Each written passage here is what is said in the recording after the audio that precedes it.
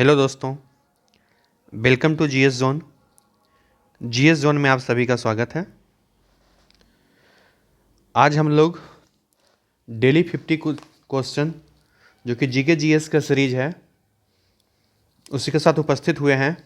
आज का topic history है, जिसमें हिस्ट्री से संबंधित 50 क्वेश्चनों को हम लोग आपके सामने डिस्कशन करेंगे। ठीक है, तो ये 50 क्वेश्चन का सीरीज पर डे के हिसाब से आएगा। ये आज हमारा डे 1 है, पहला दिन है। तो देखते हैं, प्रश्न को देखते हैं। कौन लोकहितवादी के उपनाम से प्रसिद्ध है? लोकहितवादी के नाम से किसे जाना जाता है? गोपाल हरि देशमुख। लोकहितवादी के नाम से किसे जाना जाता है? तो गोपाल हरि देशमुख। 1857 के विद्रोह के समय जगदीशपुर जो कि आरा में पड़ता है, जगदीशपुर में विद्रोहियों का नेतृत्व किसने किया था? विद्रोहियों का नेतृत्व जगदीशपुर से कुंवर सिंह के द्वारा किया गया था। सल्तनत काल में दार उल सफा क्या था? सल्तनत काल में आपसे पूछा जाएगा, सल्तनत काल की बात है। दारुल सफा क्या था? दारुल सफा एक चिकित्सालय था। दीवान ए अमीर कोही नामक विभाग जो कृषि से संबंधित था, किसने स्थापित किया था? एक प्रश्न पूछा जा सकता है, दीवान ए कोही का संबंध किससे है? कृषि से है। मोहम्मद बिन तुगलक के द्वारा दीवान ए कोही विभाग जो कि कृषि विभाग था, उसकी स्थापना किया गया था। अकबर ने सर्वप्रथम दक्षिण भारत के किस राज्य पे आक्रमण किया था? अकबर ने सर्वप्रथम अहमदनगर, दक्षिण भारत में जो आक्रमण किया था, सर्वप्रथम अहमदनगर में आक्रमण किया था।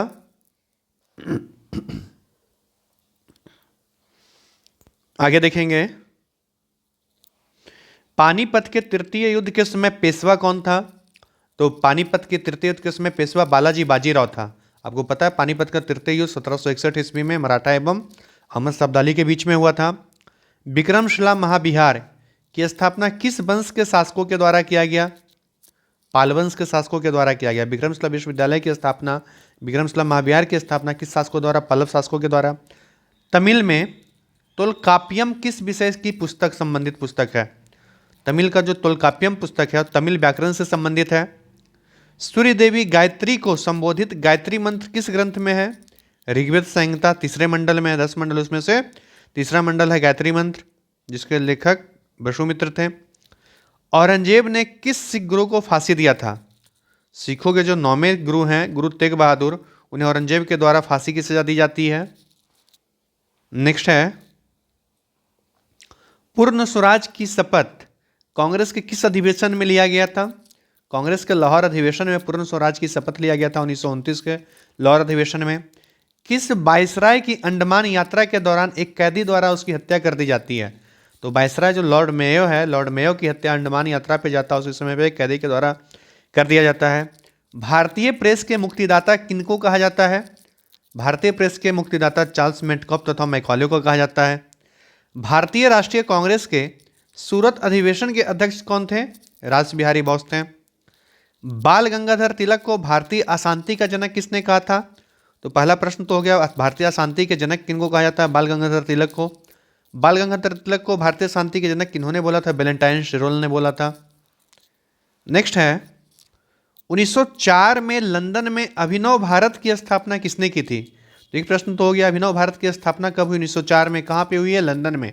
और इसके संस्थापक है विनायक दामोदर सावरकर, या जिन्हें हम बीडी सावरकर के भी नाम से जानते हैं। आगे, असहयोग आंदोलन करते समय भारत का वायसराय कौन था? असहयोग आंदोलन 1920 में हुआ है, और उस समय पे वायसराय जो था लॉर्ड चेम्सफोर्ड था। दक्षिण अफ्रीका से लौटने के बाद महात्मा गांधी ने पहला सत्याग्रह आंदोलन कहाँ प्रारंभ किया था? तो महात्मा गांधी जब 1915 ईस्वी में दक्षिण अफ्रीका से वापस आते हैं तो पहला सत्याग्रह उनके द्वारा चंपारण में किया जाता है। भारत की राजधानी कोलकाता से दिल्ली किस वर्ष परिवर्तित हुआ? 1911 में तो घोषणा किया जाता है, लेकिन 1912 इसमें परिवर्तित अंततः होता है। ठीक, नेक्स्ट देखेंगे,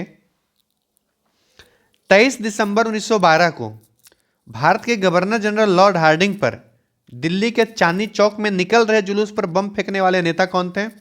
रास बिहारी बोस थे। संवाद कौमुदी के संपादक कौन थे? संवाद कौमुदी के संपादक राजा राम मोहन राय थे। राजा राम मोहन राय की जन्म कब हुआ था? 1774 में हुआ था। और स्वामी दयानंद सरस्वती का जन्म कब हुआ था? तो 1824 में हुआ था। वहीं ब्रह्म समाज राजा राम मोहन राय के द्वारा ब्रह्म समाज की स्थापना कब की जाती है? 1828 में। और नेक्स्ट ईयर 1829 में ही इनके द्वारा, इनके प्रयासों से ही सती प्रथा पे रोक लगाया जाता है लॉर्ड विलियम बेंटिक के द्वारा। आपको अगर वीडियो पसंद आ रहा हो तो वीडियो को लाइक करिएगा, चैनल को सब्सक्राइब करिएगा, जिससे कि डेली जो कम से कम डेली 50 क्वेश्चन का जो सीरीज चल रहा है उस सीरीज का क्वेश्चन आपके पास पहुंच सके। नेक्स्ट है, प्रार्थना समाज की स्थापना किसकी प्रेरणा के फलस्वरूप हुआ था? प्रार्थना समाज की स्थापना केशव चंद्र सेन के प्रेरणा के थ्रू हुआ था। वाम बोधिनी पत्रिका महिलाओं के लिए किसने निकाला था? वाम बोधिनी पत्रिका केशव चंद्र सेन के द्वारा निकाला गया था। ब्रह्म समाज की स्थापना किसके द्वारा और कहाँ की गई? ब्रह्म समाज की स्थापना 1828 ईस्वी में कलकत्ता में राजा राम मोहन राय के द्वारा किया गया। आधुनिक भारत में हिंदू धर्म के सुधार का पहला आंदोलन कौन सा था? तो जो आधुनिक भारत में हिंदू धर्म के सुधार का पहला आंदोलन था वो ब्रह्म समाज था। ब्रह्म समाज का विरोधी संगठन कौन सा था जिसने सती प्रथा व अन्य सुधारों का विरोध किया था? वो धर्म सभा था। ठीक, ब्रह्म समाज ने कोशिश किया था सती प्रथा और अन्य सुधारों का, सती प्रथा एवं अन्य सुधार करना, जबकि इसका विरोध किया था धर्म सभा के द्वारा हुआ था। आगे है, सरदामणि कौन थी? रामकृष्ण परमहंस की पत्नी का नाम सरदामणि था। धर्म सभा के संस्थापक कौन थे? राधाकांत देव थे। सती प्रथा का अंत कब किया गया? 1829 में। सती प्रथा के अंत में सबसे अधिक प्रयास किसका रहा?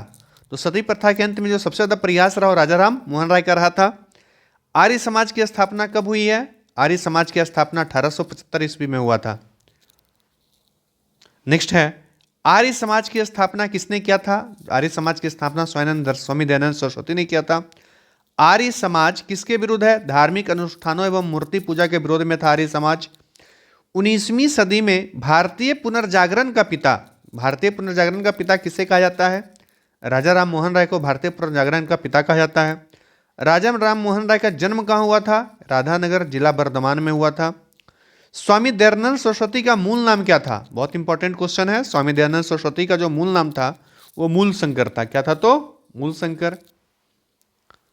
नेक्स्ट है, राजा राम मोहन राय के इंग्लैंड जाने के बाद ब्रह्म समाज की बागडोर किसने संभाली थी? रामचंद्र विद्याधीश ने संभाली थी। किसके प्रयासों से ब्रह्म समाज के जड़े उत्तर प्रदेश, पंजाब, मद्रास में फैला था? केशव चंद्र के प्रयास के फलस्वरूप ही जो है ब्रह्म समाज का विस्तार हो गया था उत्तर प्रदेश, बिहार एवं मद्रास जैसे राज्यों में। 1815 ईस्वी में कलकत्ता में किसने आत्मीय सभा की स्थापना की? तो पहला तो आपका हो गया कि आत्मीय सभा की स्थापना कब हुई? 1815 में। किसके द्वारा? राजा राम मोहन राय के द्वारा। राजा राम मोहन राय व डेविड हेयर हॉकिंस ने किस संस्था से जुड़े हुए थे? हिंदू कॉलेज से जुड़े हुए थे राजा राम मोहन राय। और डेविड हेयर हॉकिंस जो है किस संस्था से जुड़े हुए थे? हिंदू कॉलेज से। आगे, थियोसॉफिकल सोसाइटी की स्थापना भारत में कब और कहां हुई? थियोसॉफिकल सोसाइटी की स्थापना 1882 ईस्वी में अडियार मद्रास में हुआ है। थियोसॉफिकल सोसाइटी की स्थापना कब हुआ था? 1882 में। कहां पे? अड्यार मद्रास में।